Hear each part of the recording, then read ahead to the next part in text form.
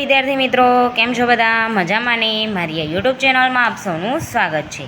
તો આજે આપણે જોઈશું 12th science chapter 8 aldehyde ketone અને કાર્બોક્સિલિક એસિડ સંયોજનો. તો આજે આપણે જોઈશું આલ્ડીહાઇડ અને કીટોનના ભૌતિક ગુણધર્મો. તો જો ભૌતિક ગુણધર્મો ભૌતિક અવસ્થા આવે, ઉત્કલન બિંદુ આવે અને દ્રાવ્યતા આવે. બરાબર. હવે જો ભૌતિક અવસ્થામાં જો મિથેનોલ વાયુ સ્વરૂપે હોય છે અને ઇથેનોલ બાષ્પશીલ પ્રવાહી સ્વરૂપે હોય છે. પછી આ બંને વાયુ સ્વરૂપે છે ને બાષ્પશીલ પ્રવાહી સ્વરૂપે છે. બરાબર. પછી ઉત્કલન બિંદુ. હવે ઉત્કલન બિંદુ દેખો, આવી રીતના છે ઉત્કલન બિંદુ. તમને સમજાવું.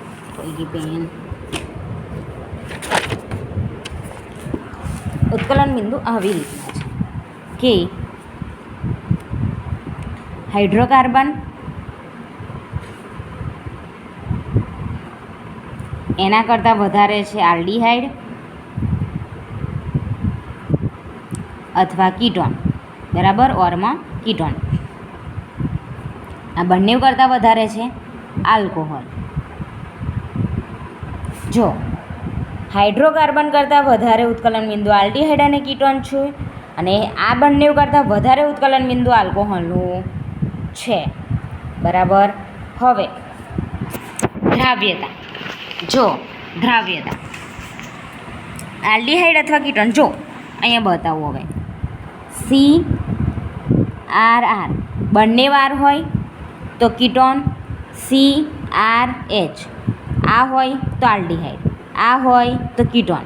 તો જો હવે આલ્ડીહાઇડ અથવા કીટોન, બરાબર, આ પાણી સાથે બંધ બનાવે છે. આ પાણી સાથે કેવું બંધ બનાવે છે? આંતરાણવીય હાઇડ્રોજન બંધ બનાવે છે. બરાબર.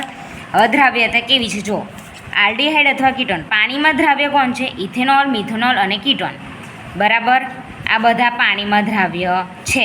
કીટોન તરીકે આપણે એસિટોન, બરાબર, જે આપણે નેલ પોલિશ લઈએ છીએ એ. તો આ પાણીમાં દ્રાવ્ય છે.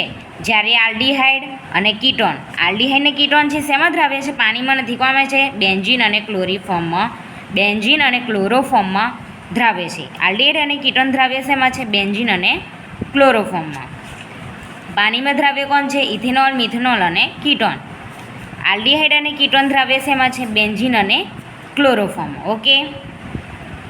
ઓછા આણ્વીય દળ ધરાવતા પાણીમાં દ્રાવ્ય છે. આ ઓછા આણ્વીય દળ ધરાવે છે એ પાણીમાં દ્રાવ્ય છે. બરાબર. અને આંતરાણ્વીય હાઇડ્રોજન બંધ ધરાવતો હોય છે. આલ્ડીહાઇડ અને કીટોન શેમાં છે? બેન્ઝીન અને ક્લોરોફોર્મમાં દ્રાવ્ય છે. ઓકે. તો જોઈ લો, એના ભૌતિક ગુણધર્મો છે.